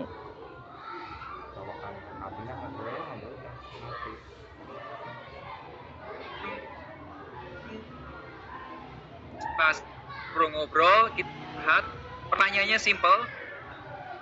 Cara akan coba di tempatnya tulisan dibuka aja Google Chrome atau mungkin Opera atau apa putarnya, ketik ke Slido atau 623 tentu dari belakang tim saya di sana untuk ke slide. Langsung saya baterainya Aman ya? habis. Nah, Bapak Ibu di situ ada satu pertanyaan. Bapak Ibu nggak perlu masukin nama, nggak perlu masukin nomor telepon, nggak perlu masukin email, tapi perlu satu jawaban. Saya mau tanya Bapak Ibu. Hari ini gajian, uang rekening tabungan Bapak Ibu di tempatnya itu senyum kan, sedang uangnya itu dipakai buat apa sih? Langsung uangnya nah dibantu udah bisa. Nah, kita lihat siapa yang paling banyak. Biasanya kalau Bapak Ibu guru kalau misal terima uang hari ini tanggal gajian, uang masuk rekening tuh uangnya dipakai buat apa nih? Survei membuktikan jadi cicilan Bu ya nomor 1 ya. Boleh di show result mungkin. Nah, show result. Klik. Boleh. Nah, oke. Ternyata ada yang bayar tagihan, ada yang bayar utang, terus Bayar tagihan, bayar hutang. ada yang beli kebutuhan sabun untuk anak, ibu mertua. Oke, bayar utang. Masya Allah, ini Memenuhi menantu kebutuhan luar rumah tangga. biasa. Oke. Apalagi transfer ke orang tua, puji Tuhan. Diserahkan ke istri. Oke, semua Waduh, yang transfer. mana ini? Ini pasti kesayangan nih, kesayangan istri. Bayar cicilan, ada yang healing, woi. Ada yang dipakai buat bayar anak, ada sekolah anak, bayar utang, bayar kos, transfer semua ke istri. Woi, ada yang belanja wajib. Apa lagi? Beli kebutuhan dulu. Oke, bayar cicilan, belanja. Wah, terus ada lagi. Store ke istri, ada yang pakai kopi, bayar kopi.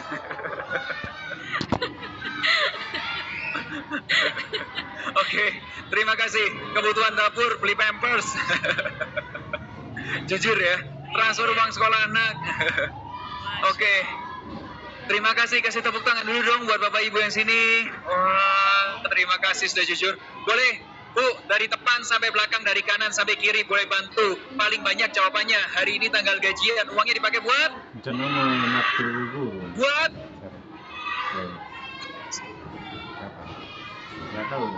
Faktanya begitu ya. Faktanya begitu ya. Nah, jujur. Oke, boleh bantu ke slide saya lagi.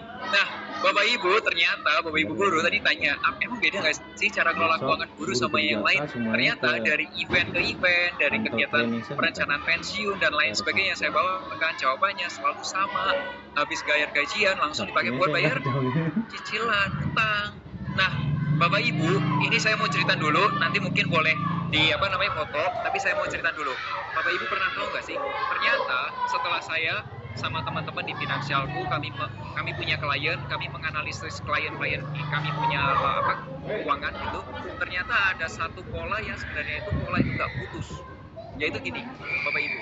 Misal awal katakanlah ada saat 2024 ada orang yang baru masuk kerja UMR. Masuk kerja dapat UMR, ya kan? Pertama kali gajian dapat UMR di Jakarta kurang lebih berapa ya, Bu? Oke, boleh. Contoh, boleh sambil dinyalain animasinya gitu ya. Boleh diklik sekali animasinya biar jalan. Terus, nah setelah dapat uang biasanya orang-orang itu ngapain? Nah, kalau pertama kali dapat kerja langsung ambil motor. Zaman dulu ambil motor, Bu. Kalau sekarang ada anak-anak generasi yang masih muda itu beli smartphone harga motor. Nah, betul. Terus habis itu dipakai buat biaya hidup. Sisanya baru ditabung. Kalau ada, kalau nggak ada utang. Nah, katakanlah waktu berlalu 2024, 2025, 2006 naik nih. Dari yang tadinya staff naik ke atas lagi satu. Gaji naik. Oke, boleh dikasih klik gajinya naik. Pinjamannya naik. Utangnya naik. Belum. Udah cicilannya? Mana? Utang apa tabungannya? Iya, makanya udah ada. Ibu Sampai suatu ketika ada di jabatan yang paling tinggi banget, udah paling tinggi, usianya udah hampir 50-an lah. Ya, income-nya, penghasilannya makin gede. Padahal ketika penghasilannya makin gede, utangnya di Green 1 pasang Pak Yunus ya. Padahal kebutuhan hidupnya makin gede lagi, tabungannya. Ya, jadi siklusnya itu muter gitu terus tuh, muter aja terus tuh. Nah, oke, boleh dibantu slide berikutnya. Bapak Ibu dari depan sampai belakang, dari kanan sampai kiri bantu. Kalau orang Indonesia pada umumnya, semakin besar penghasilannya, pengeluarannya semakin besar penghasilannya, semakin cicilannya semakin besar penghasilannya, tabungannya makin kapan kayanya.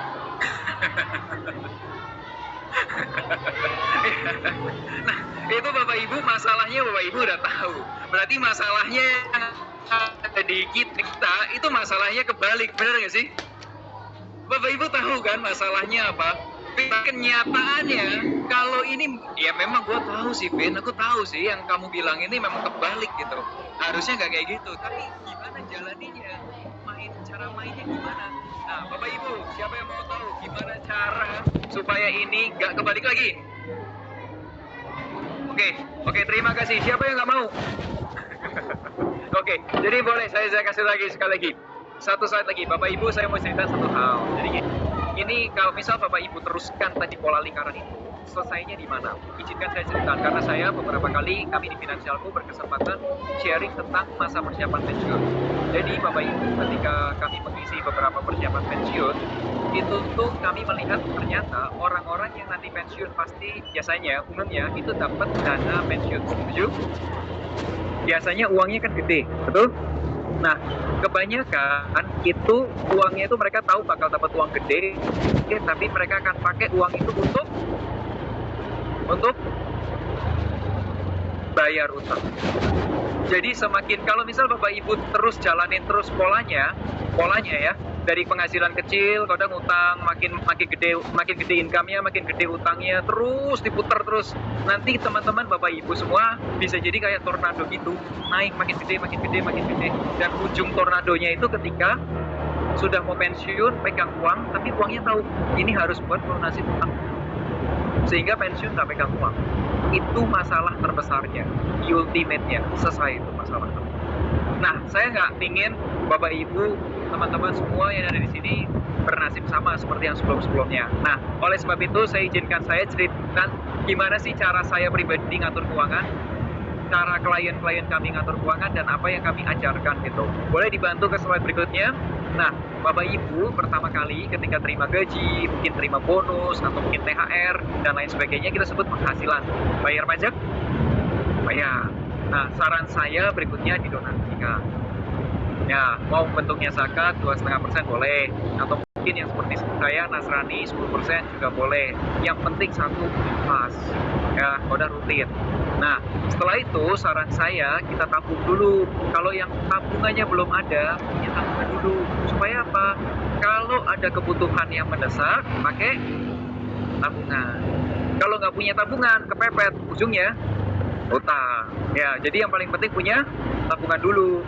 Berapa besar Vin uangnya? Nah, saran saya itu 6 sampai 12 kali pengeluaran. Berapa Bu, Bapak? 6 sampai 12 kali pengeluaran. Jadi contoh, kalau pengeluarannya katakanlah sekeluarga 3 juta.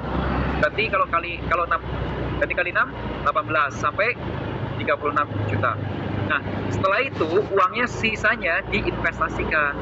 Kenapa diinvestasikan? Menurut arahan Ibu Menteri Keuangan, Ibu Sri Mulyani, beliau mengatakan kalau orang Indonesia itu tuh kebanyakan yang kerja keras. Kalau orang luar negeri yang kerja banyak uangnya, asetnya. Orang Indonesia yang kerja orangnya. Makanya kata Ibu Menteri harus dibalik. Jadi setelah kita nabung, tabungannya cukup, invest.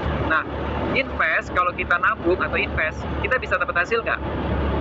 Bisa. Tapi kalau nggak pernah nabung, nggak pernah invest, bisa hasil nggak? Nggak. Di sini, Bapak Ibu, saya mau tanya, sumber penghasilannya sudah jadi berapa? Jadi berapa hijaunya? 2. Tadinya 1 dari gaji, sekarang udah 2. Nah, ketiga, habis nabung invest, Bapak Ibu, saya sarankan punya asuransi. Tapi saya yakin Bapak Ibu punya asuransi BPJS Kesehatan, tuh. Betul. Nah, terus bayar cicilan, sisanya buat hidup. Jadi Bapak Ibu tahu yang buat hidup berapa. Oke, karena udah terakhir-terakhir nih buat hidupnya sisanya segini. Ya kalau misal sisanya katakanlah 3 juta, 4 juta, berarti ya hidupnya diatur gitu gimana caranya nih supaya lifestyle-nya kayak hidupnya dijaga di situ dulu.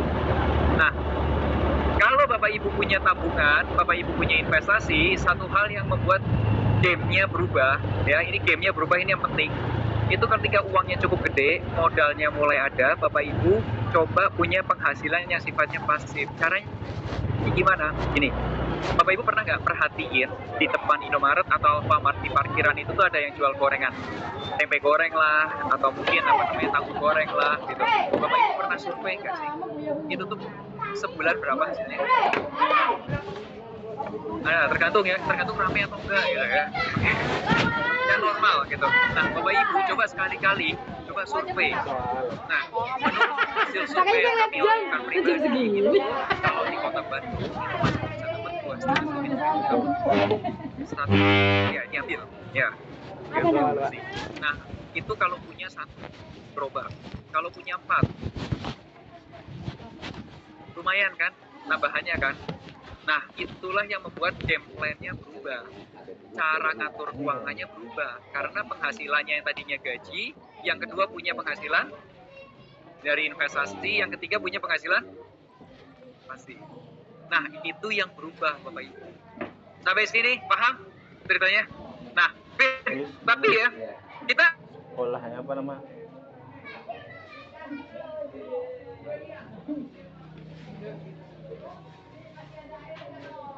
Nah, teman-teman, Bapak Ibu, pertama nanti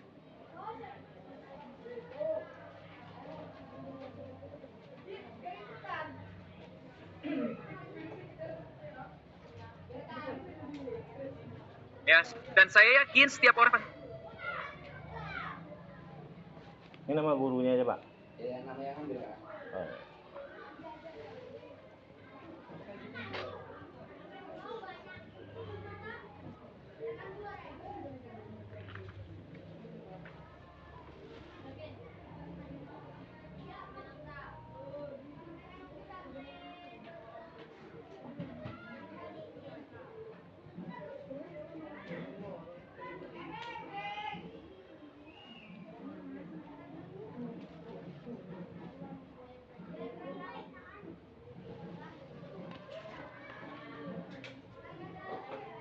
Guru rengkas apa ya? Ya.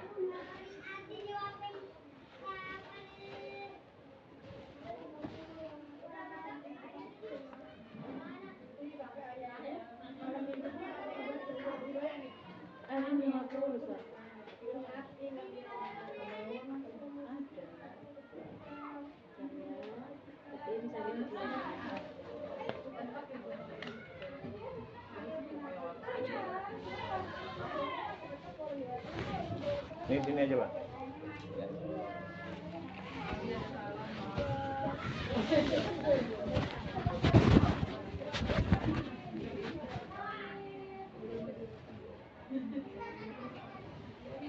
Nanti turun lagi nih. Bisa, itu laporan Pak. Laporan juga kemarin sama masyarakat. Terus sama pas mulai. Udah boleh Pak. Ya, udah.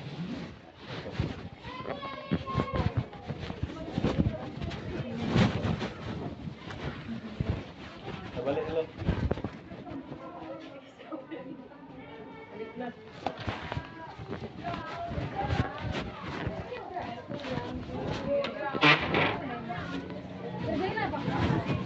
Saya perjalanan menuju sini, saya domisili Bandung. Ketika saya tadi di sini hari Senin pagi, saya melihat rudet banget ya jalanan ya.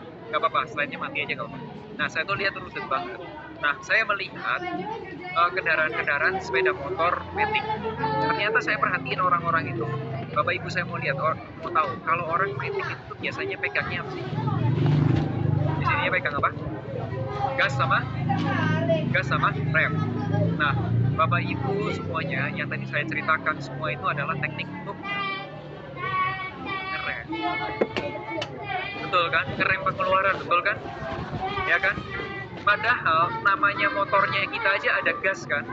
Nah, Bapak Ibu saya ingin mengingatkan, kalau memang saat ini Bapak Ibu merasa saya sudah berhemat, ya saya sudah melakukan yang terbaik gitu.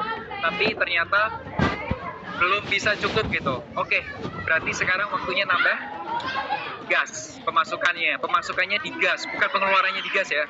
Nah, pemasukannya di gas. Nah, Bapak Ibu, jika Bapak Ibu berkenan, karena waktu saya juga sudah habis, boleh lihat di Instagram saya @melvinmumuni. Di situ dicek aja di story-nya, nggak usah di-follow nggak apa-apa. Nah, tapi dilihat aja, itu saya kasih tahu ada 5 cara untuk ngegas penghasilan kita. Dan terima kasih. Oke, baik. Nanti mungkin slide-nya juga bisa dibagikan ya. Boleh. Ya, nanti buat Bapak dan Ibu semua. Memang waktu kita terbatas dan saat ini saya akan memberikan kesempatan untuk 2 orang untuk bertanya kepada narasumber kita. Boleh dibantu siapa yang ingin bertanya langsung, baik itu ke Ibu Gali maupun juga ke Pak Melvin. Boleh dibantu teman-teman panitia, itu di belakang ada Bapak yang menggunakan atau memakai batik biru putih. Pak izin mohon nanti namanya ya Pak dan dari mana. Silakan.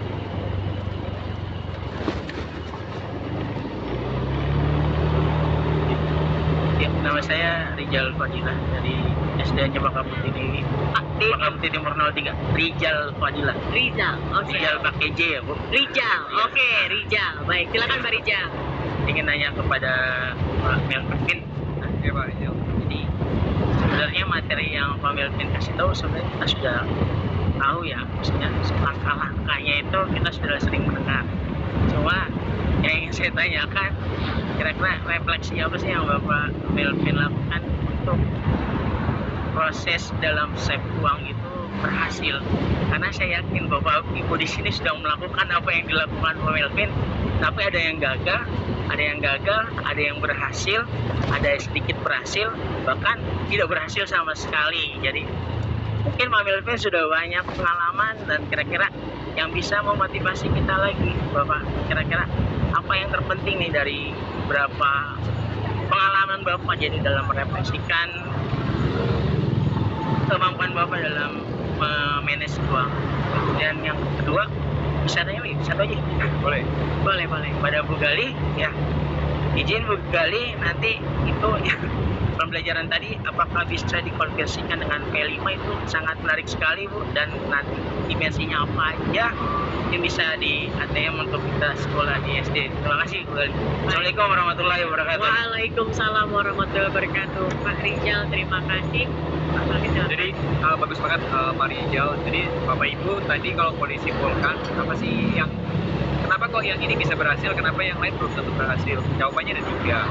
1, prioritas.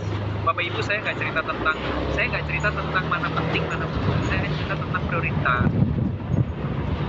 Nah, boleh dibantu. Prioritasnya begitu terima gajian ngapain? Bayar utang. Sedangkan yang saya prioritaskan nomor satunya itu bukan bayar utang, tapi apa? Tentang apa? Donasi, giving, kasih orang lain. Yes, Pak Rijal, Bapak Ibu, ini percaya atau enggak, kalau Bapak Ibu berbagi, biasanya rezeki kebuka. Saya melakukan itu, saya meyakini itu. Nah, itu yang berbeda. Yang satu bayar utang, yang satu langsung buka lagi. Yang kedua, otomatis. Kalau tidak dilakukan secara otomatis, nggak akan jalan. Percaya, nggak akan jalan. Kemudian kalau misalnya ya, suami kasih ke istri uangnya gitu, istri juga pusing ngaturnya. Betul? Yang dibutuhin adalah suami istri ngobrol. Setuju nggak? Setuju kan? Nah, ngobrol, otomatisin. Nah, yang ketiga, ini juga penting. Satu, kebanyakan orang cuman berpikir ngerem pengeluaran, semua direm. Tapi nggak berpikir. Satu lagi apa? Ngegas apa? Ngegas penghasilan. Itu 3 refleksinya ya. Satu, prioritasnya apa dulu. Kedua, otomatis. Yang ketiga, jangan lupa ngegas penghasilannya. Gitu. Terima kasih, Rizal. Oke, terima kasih. Silakan.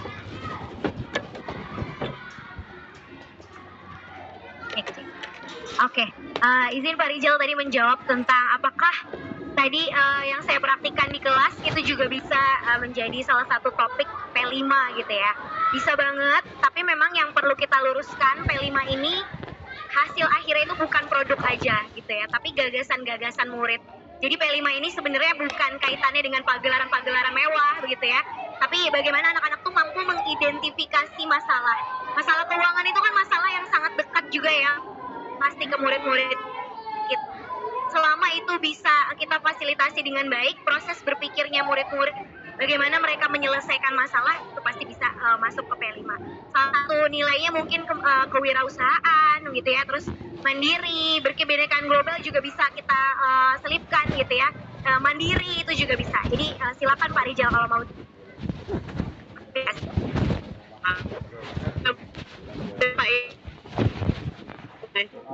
Berterima kasih lagi. Boleh bantu? Oke, saya waktu atas masih bisa sampai jam berapa? Ya, oke, silakan. Mbak. Terima kasih.